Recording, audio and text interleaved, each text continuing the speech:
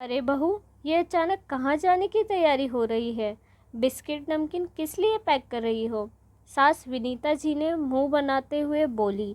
माँ जी, मैं अपने मेरे ममेरे भाई की शादी में मथुरा जा रही हूँ, इसलिए बच्चों के खाने पीने का सामान पैक कर रही हूँ। अरे, तुमने हमें बताना ज़रूरी नहीं समझा? अपनी चलाने वाली हो रही हो। हाँ, मैं बताने ही वाली थी, सोचा थोड़ी तैयारी कर लूँ। वाह जी, सारा सामान बांध लोगी और फिर बताओगी कि मैं जा रही हूँ? ऐसा नहीं चलता बहुओं का। हम भी कहीं नहीं गए घर परिवार को छोड़कर। तुम्हें तो ना जाने क्यों घूमने की पड़ी रहती है। माँ जी, आप बात का बतंगड़ बना रही हैं। अभी माँ का फ़ोन आया था तो सोचा लगे हाथ सामान पैक कर लूँ। शाम को मेरा भाई आकर मुझे लेकर जाएगा। और एक बात, और आप अपने ज़माने में कहीं घूमने नहीं गईं। का मतलब यह नहीं कि आपके घर की बहुएं भी कहीं नहीं जाएंगी। और ऐसा तो है नहीं कि आपकी छोटी बहू घर से नहीं निकलती हो। वह भी अब छुट्टियों में नैनीताल घूमकर आई है, और वो भी छोटे छोटे कपड़े पहनकर। तब तो आपने कुछ भी नहीं कहा, ऊपर से तारीफों के पुल बांध। तब छोटी बहू से यह नहीं कहा कि आप कहीं नहीं गई, तो अब तू भी कहीं नहीं जाएगी। और नीति दीदी, यह भी तो अभी दुबई गई थी घूमने, इन्हें भी आपने क्यों नहीं कहा बेटी मैं तो कहीं गई नहीं, तू भी नहीं जाएगी कहीं? अब तो आप अपनी बेटी को देखकर फूले नहीं समा रही थी। मेरी बेटी के जलवे, विदेश घूम रही है, हमारे पुरखे भी नहीं गए कभी। बड़ी भाग्यवान है, बड़ा अच्छा पति मिला है। भगवान करे ऐसे ही खुश रहे। फिर मेरे साथ ही ऐसा दोगलापन क्यों? सारी नफरत बड़ी बहू से ही क्यों? और नियति धर्म का ठीकरा सिर्फ मेरे सिर पर ही क्यों फोड़ा जाता है? बोलते हुए अपने कमरे की तरफ चली गई। आज सासू माँ को सच्चाई सुनकर कुछ बोलते नहीं बन रहा था। चुपचाप खड़ी उसे जाता हुआ देखती रही। रुचि, यह कहाँ जाने की तैयारी चल रही है? अभी तो घर में दीदी भी आई हुई है। तुम यह कपड़े सामान कहाँ पैक कर रही हो? रोहन ऑफिस से लौटकर बोला। उसे समझ आ गया था कि सास ने अपने लाडले बेटे के कान पहले ही भर दिए हैं। बोली, जी मैं मथुरा जा रही हूँ, मेरे मामा के बेटे की शादी है। मगर माँ और दीदी क्या कहेंगे? कुछ नहीं कहेंगे, मैंने उनको बता दिया है। लेकिन तुमने पहले मुझे बताना ठीक नहीं समझा? 4 दिन बाद हमारी शादी की सालगिरह है, दीदी ने कहा है यहीं मनाएंगे, तो तुम कैसे जा सकती हो? मुझे तुमसे यह उम्मीद नहीं थी। आपको बताकर क्या करना है? आपने कब मेरी परवाह की है? पिछले 11 साल से आपसे उम्मीद लगाकर बैठी हूँ। आपने मेरी कौन सी उम्मीद पूरी की है? हाँ, पर आपने हमेशा मेरी हर उम्मीद पर पानी ज़रूर फेरा है, इसलिए आपसे इस बार भी उम्मीद करना बेकार है। और ऐसी ना जाने कितनी शादी की सालगिरह निकल गई, आपने एक बार भी मेरे मन की ना जानी। बस अपने घर वालों के साथ घर में खाना पीना कर लिया, जिसमें मैं रसोई में पूरा समय खड़ी रहकर पसीने में लटपट सब लोगों के लिए व्यंजन पकाती हुकुम बजाती रही। कई बार मेरा मन होता कहीं अकेले बस हम तुम यूं ही कहीं घूमने जाएं, कैंडल लाइट डिनर करें, वह भी ना हो सके तो चौपाटी पर चाट खा लें। मगर नहीं, बस अब बहुत हुआ, मुझे यह सब नहीं होता।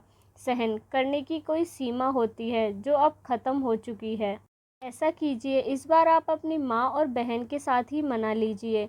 आपको मेरी ज़रूरत नहीं, मौका लगा तो वहीं से बच्चे और मैं अपने मायके वालों के साथ आगरा ताजमहल घूमने भी जाएंगे। भैया ने कहा है वह अपने खर्चे पर मुझे ले जाएंगे, आपका एक ढेला खर्च नहीं होगा। रोहन रुचि की बात सुनकर कुर्सी पर धम से बैठ गया। उसे उम्मीद नहीं थी कि गाय जैसी पत्नी आज यूं सींग मारेगी। उसे रुचि के ऐसे दो टूक जवाब की उम्मीद नहीं थी। मगर कहीं ना कहीं उसकी गलती तो थी। 10 साल पहले जब रुचि और रोहन की शादी हुई, तब रोहन ने उसे एक ही बात बोली, तुम्हें मेरे घर वालों को खुश रखना है, उनका पूरा ध्यान रखना है। मेरी माँ अकेली है, उसे तुम्हारी किसी बात से चोट ना पहुँचे। अपने पति की बात सुन रुचि ने हामी भर दी, मगर रुचि को पता नहीं था उसकी खुशी, ध्यान और आत्मसम्मान पर चोट की किसी को कोई परवाह नहीं होगी। धीरे धीरे हर बार उसकी उम्मीदें धूमिल होती चली गईं।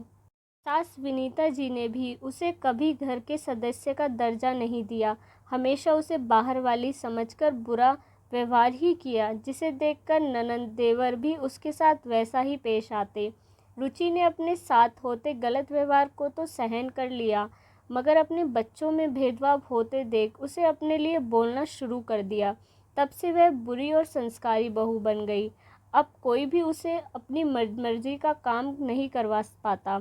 रुचि को सही लगता तो कर देती, वरना ना में जवाब देकर आगे बढ़ जाती। कोई मुंह पर तो कुछ नहीं कहता था, पर पीठ पीछे बातें बनाने का सिलसिला चलता रहा। सास विनीता जी ने शुरू से ही बेटा बहू है अपना कंजा कस कर रखा। कहीं रीति रिवाज तो कहीं दकियानुसी परंपराओं के नाम पर उसे मूर्ख बनाती रही। जब वे हनीमून पर जाने वाले थे तो खुद की तबीयत का बहाना कर उन्हें रोक लिया। उसके बाद ननद नीता की शादी के नाम पर रोका, तो कभी खर्चों के नाम पर। इस तरह से उनके साल साल दर खराब होते चले गए। उसके बाद भी वह बहाने से उन्हें शहर से बाहर नहीं जाने देती। शहर से बाहर तो बहुत दूर की बात है, शहर में भी उनका घूमना दूभर था। रुचि बहुत मुश्किल से साल में एक बार अपने मायके जाती, उसमें भी ननद घर आएगी नाम से उसे 10 दिन के अंदर ही वापस ही बुला लिया जाता और झोंक दिया जाता चूल्हा चौका में। इस बात पर रोहन ने हमेशा अपनी माँ का समर्थन किया। वे एक आज्ञाकारी पुत्र है, अपनी माँ की अवहेलना कैसे कर सकता है। तो जो माँ कहती वैसा ही उनका श्रवण कुमार करता रहा और रुचि की उम्मीद पर पानी फिरता रहा। मायके की शादियों में जाना भी बड़ी मुश्किल से होता था। उसमें भी अगर कोई ससुराल की शादी निकल आए तो वह उसे भेजते ही नहीं थे। कहते घर की शादी में बहुत काम है, इन्हें देखो, तुम घर की बहू हो, तुम्हारी जिम्मेदारी है। इस तरह सब अपनी जिम्मेदारियां उस पर छोड़कर उसकी खुशियों की बलि देते रहते। इतने सालों में रुचि को जिंदगी ने सबक दे दिया था कि जितनी कम उम्मीदें वह लोगों से करेगी उतनी ही ज़्यादा खुश रह पाएगी। इसलिए लोगों से जलने की बजाय, घुटने के बजाय उसने अपने लिए कुछ फैसला कर लेना शुरू किया और इस फैसले के तहत वह आज घूमने फिरने निकल पड़ी, वह भी अकेली। रुचि के ममेरे भाई शेखर की शादी घर से ही हो रही थी, इसलिए फंक्शन बड़ी तन्मयता से निभाए जा रहे थे। गणेश पूजन, तेल, हल्दी, मेहंदी, हर प्रोग्राम के बीच में काफ़ी समय मिलता तो रुचि अपने किसी भी कज़न को लेकर कभी प्रेम मंदिर, बांके बिहारी मंदिर, गीता मंदिर, निधिवन घूमने निकल जाती। वहीं तरह तरह के फ़ोटो खिंचवाती। उन फ़ोटो को बेटी मीनू ने अपने पापा के फ़ोन पर सेंड कर दिए, जिसे देखकर रोहन को अपनी आंखों में विश्वास ही नहीं हो रहा था। रुचि एक से एक खूबसूरत परिधानों में परी लग रही थी। हल्का मेकअप, कानों में झुमकियां, खुले बाल उसकी सुंदरता पर 4 चांद लगा रहे थे और चेहरे की खुशी तो देखते ही बन रही थी। रोहन सोचने लगा, कितने बंदिशों में थी मेरी पत्नी यहाँ। उसको हमेशा साड़ी और सर ढकना ही रहना होता था, कभी खुलकर अपनी पसंद के कपड़े तक नहीं पहने बेचारी ने। 3 दिन निकल गए। उसने अपने भाई साहिल से कहा, चलो आज आगरा चलते हैं, फिर मुझे वापस ससुराल भी जाना है। तब भाई बोला, हाँ दीदी चलते हैं ना, तुम जाकर तैयार हो जाओ। और सुनो, तुम्हारे कमरे में एक ड्रेस रखी है, वही पहनना, तुम्हारी भाभी खास तुम्हारे लिए लेकर आई है। आज तुम्हारी शादी की सालगिरह पर हम सब की तरफ से एक छोटा सा तोहफा। भैया आपने कितना कुछ तो किया है मेरे लिए, अब यह कपड़े और गहने क्यों? अरे मेरी बहन के लिए तो जान भी हाजिर है। कभी दोबारा ऐसा ना कहना भैया, तुम्हें मेरी भी उम्र लग जाए। चल पगली, रुलाएगी क्या? अब जाकर फटाफट से तैयार हो जा, बोल। दोनों भाई बहन मुस्कुरा दिए। थोड़ी ही देर में रुचि तैयार होकर हॉल में पहुंची तो देखा वहां टेबल पर एक सुंदर सा हार्ट शेप केक रखा था। हॉल तो पहले ही फूलों से सजा हुआ था, इसलिए उसे कुछ समझ में नहीं आया। इतने में सारे घर वाले जोर से चिल्लाए, हैप्पी एनिवर्सरी। उनके पीछे से रोहन बाहर निकला, जिसे देख रुचि सरप्राइज हो गई। आप यहाँ कैसे? आज हमारी शादी की सालगिरह है, तो मुझे तो तुम्हारे पास होना ही चाहिए था ना। चलो भाई, अब जल्दी से केक काट दो, भाई और भाभी बोले। सब ने मिलकर केक काटा। फिर थोड़ी ही देर बाद रोहन बोला, चलो आज का पूरा दिन हमारी रानी साहिबा के लिए। मगर मैं तो भैया के साथ ताजमहल देखने जा रही हूँ। ऐसा भी जुल्म मत करो मुझ पर। माना कि हम शाहजहां नहीं, पर तुम हमारी मुमताज़ तो हो। अपने साथ चलने की हमें इजाज़त दे दो। कहते हुए घुटने पर बैठ गया और एक सुंदर सी अंगूठी उसकी उंगली में पहना दी। ऐसा प्रेम देखकर सारा हॉल सीटी और तालियों से गूंज गया। रुचि किसी नई नवेली दुल्हन की तरह शर्मा गई। अब चलो, साहिल बोला। हाँ मगर बच्चे? अरे दीदी, हम किस दिन काम आएंगे बच्चे, हमारे साथ यहाँ एंजॉय कर लेंगे। आप और जीजाजी जाकर अपना ख़ास दिन ताजमहल के नज़ारे देखकर एंजॉय कीजिए। जल्दी कीजिए, कहीं टिकट का समय ख़त्म ना हो जाए, चिढ़ाते हुए साले साहब बोले। तो दोनों मियाँ बीवी छेप गए।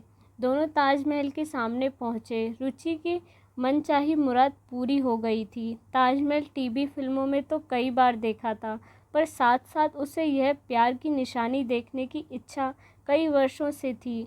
उसी समय रोहन रुचि का हाथ पकड़कर बोलता है, हम मर्दों को यह बताया जाता है कि हमें अपने माँ बाप की सेवा करनी है, छोटे बहन भाई को संभालना है, घर परिवार के प्रति जिम्मेदारी निभानी है, मगर कोई यह नहीं बताता कि जो आपके लिए अपने माता पिता, भाई बहन, अपना घर संसार सब कुछ छोड़कर आई है, उसकी जिम्मेदारी भी आपको ही उठानी है।